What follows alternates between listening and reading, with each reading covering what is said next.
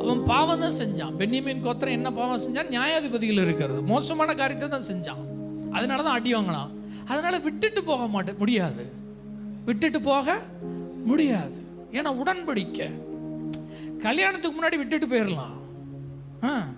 கல்யாணம் ஆனதுக்கப்புறம் என்ன ஒரு மாதிரி பார்க்குறீங்க, அதனால தானே வாழ்ந்துட்டு இருக்கோம் அப்படிங்கிறீங்களா? இதே இது வேற ஏதாவதுன்னா விட்டுட்டு போயிடுவோம். இதட்ட போராட முடியாது. பண்ணியாச்சே, என்ன பண்ணியாச்சு? உடன்படிக்கை பண்ணியாச்சே. ஆமாம், சுகத்திலும் துக்கத்திலும் வாழ்விலும் தாழ்விலும் அப்படின்னு என்ன பண்ணியாச்சே. அந்த உடன்படிக்கைக்காக மனிதர்கள் அந்த உடன்படிக்கைக்காக அவர்களோடு கூட சகித்து வாழ்வார்கள் என்றால் தேவன் ஒரு உடன்படிக்கை பண்ணி இருக்கிறார். ஆமாம், நம்மோடு கூட பண்ணின உடன்படிக்கை நிமித்தமாக, இஸ்ரவேல் ஜனத்தோடு பண்ணின உடன்படிக்கை நிமித்தமாக, பென்யமீன் கோத்திரத்தாரோடு பண்ணின உடன்படிக்கை நிமித்தமாக விட்டுட்டு போக முடியாது.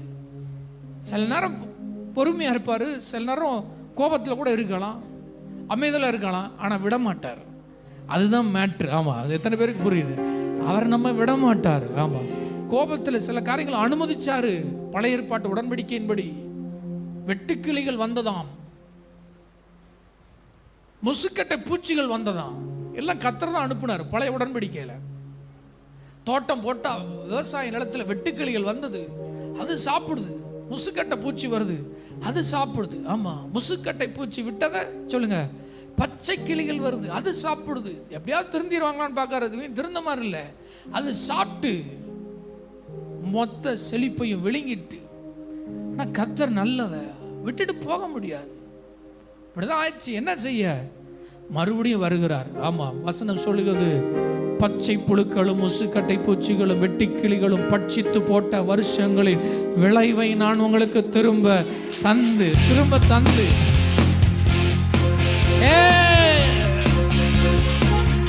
ஆமென், திரும்ப தந்து, வருஷங்களை திரும்ப தந்து, இழந்து போன பலத்தை திரும்ப தந்து, இழந்து போன பணத்தை திரும்ப தந்து, இழந்து போன உறவுகளை திரும்ப தந்து, இழந்து போன அத்தனை திரும்ப தந்து, திரும்ப கட்டி எழுப்பி கோபுரமா மாத்தி, அரண்மனையா மாத்தி, மாளிகையா மாத்தி நம்மை வாழ வைக்கிற தேவன்.